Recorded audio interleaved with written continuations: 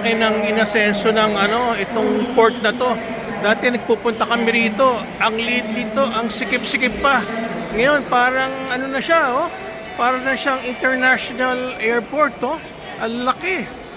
Ang balita ko, bagong-bago to. So, ang dami mo pwedeng pagpilian. Montenegro, Island Water, ang dami. Ang laki pala. Super laki. Taka. Ang dami mo pwedeng pagpilian restaurant. May Subway, Cafe Liberico, ayan, Lembes. Ay, ang dami pwedeng pagpilian na pagkain. Kaya, mga boats. Pwede ka mag-to-go. Ang dami. Kanya ang laki ng port na to. Meron pa siyang Family Mart. May food hub pa, Talagang umaasenso na yata Pilipinas. And soon, magkakaroon ng tulay. Magmula Batangas going to Mindoro. Abangan nyo yun. Yes, malaki inasenso.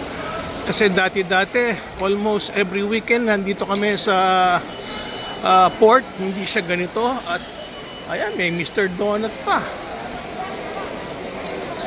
Ito, pakilala ko sa inyo ang aking dive master, si John. Ano, John? Pinakikilala kita. Sabi ko, my best dive master. Yun nga lang, kalbo na si John, Ha? Oo. Sige, Berna, pakipush mo yan. Push mo lang habang kumukuha ako ng video. Pakipush mo lang.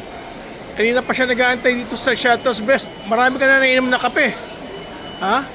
Sandali lang. Sandali lang, okay. So, we're ready to go scuba diving in Puerto Galera, kung saan kami nagpa-certify. That was so many years ago. And wala pa si Cole doon. Ang nagpa-certify, yung tatlong anak ko, si Lorelie, si Claudine, at si Daniel. We were all classmates. Yes. So now we're going back to where we belong. Ano sinasabi mo kay Berna? Ano sinasabi mo kay Berna? John, ano sinasabi mo kay Berna? Yung gate 6. Gate, okay. Laki na talaga ng pinagbago ng port na to. Dami na kasi nagpupunta ng iba-ibang parts ng Philippines. Yes, high-tech na sila ngayon. Dati low-tech. Yan, may babayaran pa pala yata dyan, Berna. Yan, we're ready to board. Oh, wow, super laki na. Kanya ang dami mga upuan. Wow, ang dami na talaga nagta-travel. Pagka sila iinip, they just travel and go to Batangas Port. And the best part, air condition ang buong terminal. Hindi ka na mainitan tulad ng dati. Yun na sila Berna, nagmamadali. Okay, gate 6. Alright, kita na yung dagat. Ayan. Thank you, Berna. Wow, this is it. Mag-i-scuba diving na naman kami. So yung boat namin, paalis ng 10:45. Ayan, halos eksakto lang nakarating kami. We took a bus 2 hours, and then itong boat ride mga another 1 hour, so 3 hours. Everything will be safe. Okay, yan na si John Estrella, my dive master na tinuruan ko long time ago, mga 20 years na. Okay, sa labas yung mga bags. Dito yung kapitan. Alright.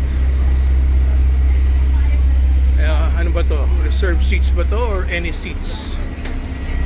Kahit anong upuan ba tayo? Kahit anong upuan ba? Ha?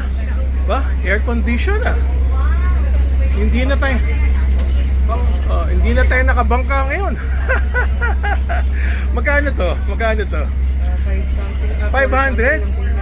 Dati 200 lang di ba? Ngayon 200. Ano na, mas mahal na, di ba? Mas maganda naman. Oo, matagal na tayo hindi nagpe-Puerto Galera So, it's going to be Batangas Port to Puerto Galera. Here we go!